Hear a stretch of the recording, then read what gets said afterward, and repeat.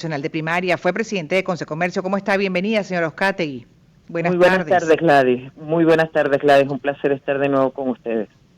El placer nuestro para que además nos comparta, bueno, lo que fue ya el periodo de inscripciones y del cierre este 9 de lo que son las inscripciones en el exterior para poder participar en el proceso de primarias, cómo se desarrollaron, cómo fue el proceso, qué análisis hacen ustedes.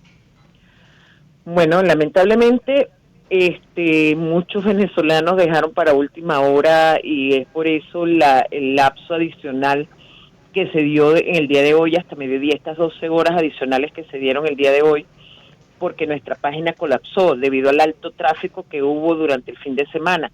Y cuando digo lamentablemente es que, al comienzo fue muy lento, tal vez por la desinformación, y al final Mm.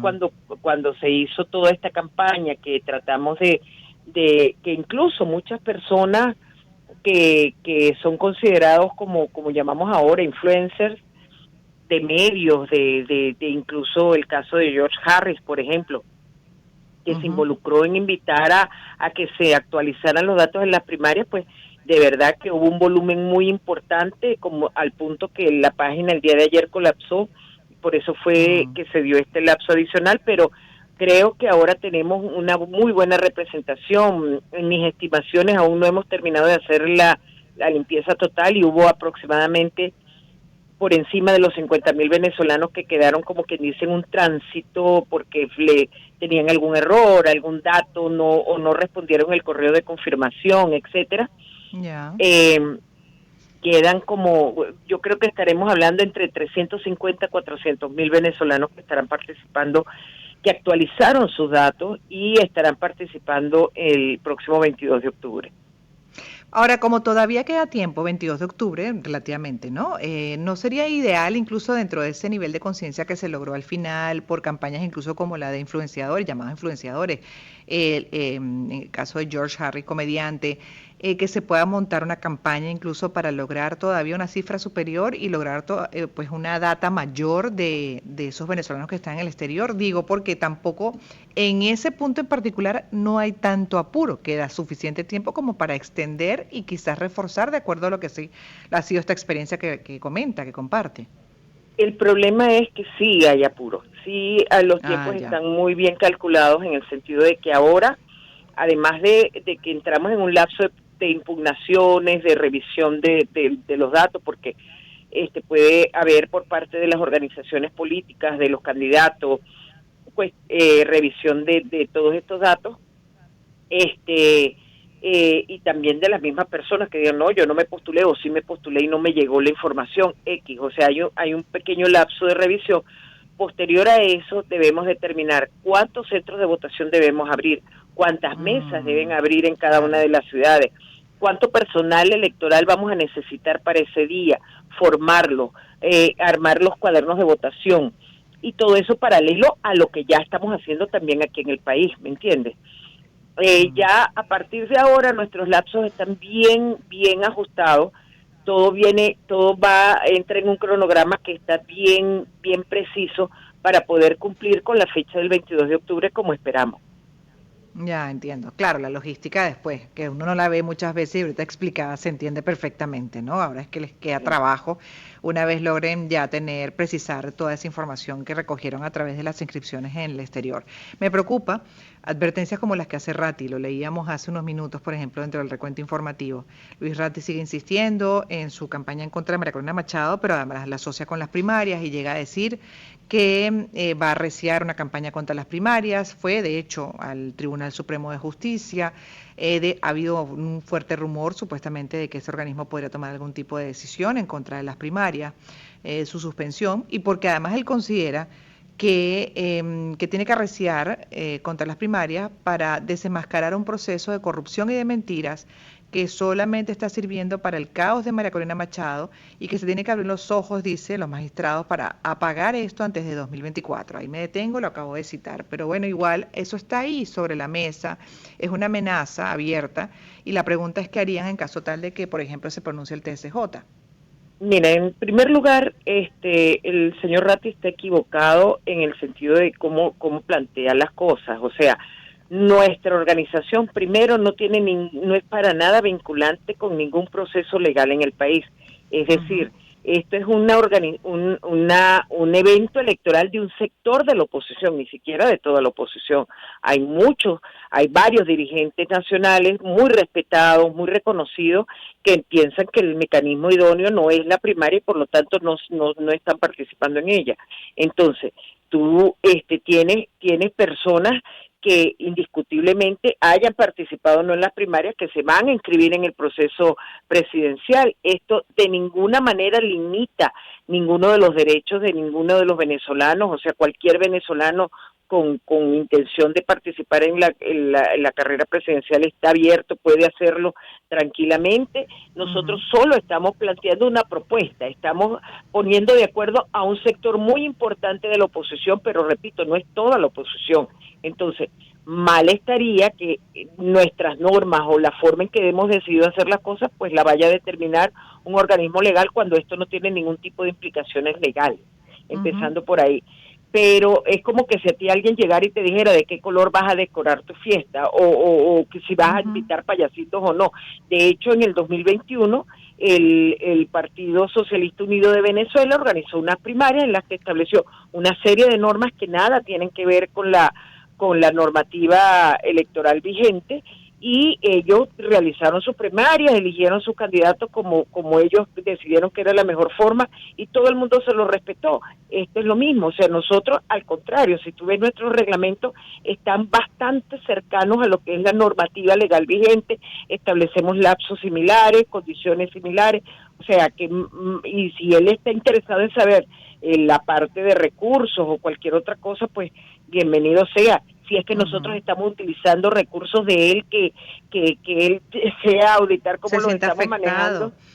Sí, no, increíble. Creo que lo que manera, afecta, lo que pasa es que, bueno, se sabe y es abierto que están en campaña, hay una pre-campaña electoral y María Corina está liderando las encuestas y, bueno, pareciera que esto es lo que le molesta más al señor Ratti.